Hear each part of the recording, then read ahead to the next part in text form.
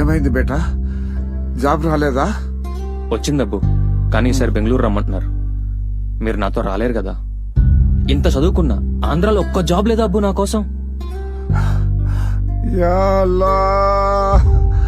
నమస్కారం అండి. నమస్కారం, చెప్పండి. మా అబ్బాయి జాబ్ గురించి.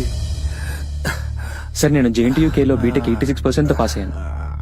ఆంధ్ర యూనివర్సిటీలో మాస్టర్స్ 90% తో ఫినిష్ చేశాను సార్. అవన్నీ కాదమ్మా, నూడిల్స్ వండవచ్చా? నూడిల్సా? పోనీ అంటలు తోడవచ్చా? అదే డిష్ వాష్.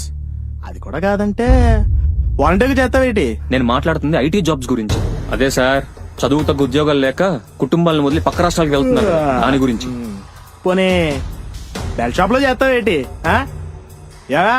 ఉన్నాయి కదా. వీళ్ళకి అబ్బు మనం ఓటేసింది. ఛీ!